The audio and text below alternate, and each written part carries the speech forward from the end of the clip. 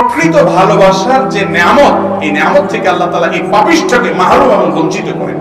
করিম সাল্লাল্লাহু আলাইহি সাল্লাম বলেছেন চারটি জিনিসকে হারাম মনে করা হবে। তার প্রথমটি বলতে গিয়ে বলেছিলাম, প্রথমটি হলো জিনা। জিনাকে আজ হালাল করার জন্য শয়তান ফরম্যাট চেঞ্জ করে ফেলেছে। খেয়াল করেন, জিনা এই শব্দটা যদি কোরআনে ব্যবহার হয়েছে, মুসলমান এটা শুনলে আতঙ্ক বোধ করে, হারাম জানে, এই জন্য পুরো শব্দটাই চেঞ্জ করেছে ইবলিস। সমাজ এটার নাম দিচ্ছে রিলেশনশিপ। এটার নাম কি দিয়েছে?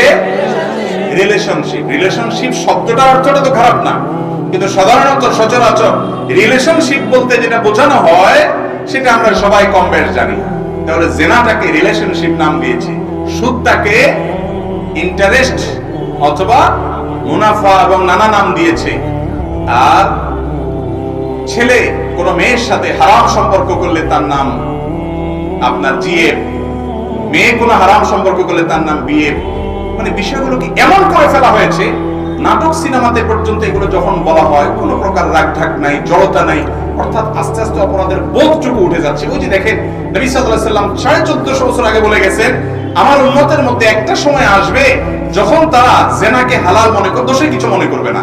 এখন এই যে জিএফ বিএফ এগুলোকে কোনো দোষে কিছু মনে করা হয়? এমনকি নামাজি বন্ধু তার বন্ধুর সাথে কথা বলার সময় জিএফ বিএফ এই সমস্ত আলাপ আলোচনা করছে, ঠিক না বেঠিক? হারাম সম্পর্ক নিয়ে কথা বলছে, কোনো রাগ ঠাক নেই, একেবারে স্বাভাবিক। এটা হলো কিয়ামতের আলামত ভাই। দুনিয়া তার পরিণতির দিকে চলে যাচ্ছে, মানুষ পশুকেও হার মানিয়ে ফেলবে। কেন ইসলাম অশ্লীলতাকে নিষেধ করেছে? কেন ইসলাম বিবাহের কথা বলেছে?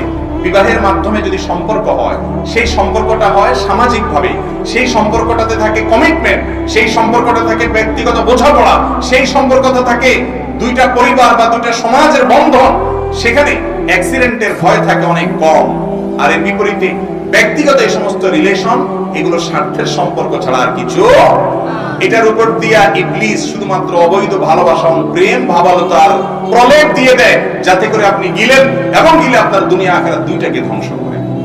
মোহতারাম হাজিরিন, মনে রাখবেন, জিনা এবং ব্যভিচারের যে সম্পর্ক, এটা এমন একটা জিনিস, এই জিনিসটা যখন এই পাপে যখন মানুষ লিপ্ত হয়, এই অপকর্মে যখন মানুষ লিপ্ত হয়, বৈধ জীবনে, দাম্পত্য জীবনে যখন তার সুখ শান্তি করার সময় আসে, ওই সময়টাতে প্রকৃত ভালোবাসার যে নিয়ামত, এই নিয়ামত থেকে আল্লাহ তাআলা এই পাপিষ্ঠকে মাহরুম এবং বঞ্চিত করেন।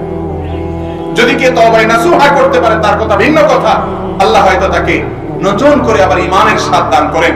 বেশিরভাগ ক্ষেত্রে যাদের তওবা নসিব হয় না, সেভাবে বেশি করে তওবা নাসুহা নসিব হয় না, তারা হারাম রিলেশন করার কারণে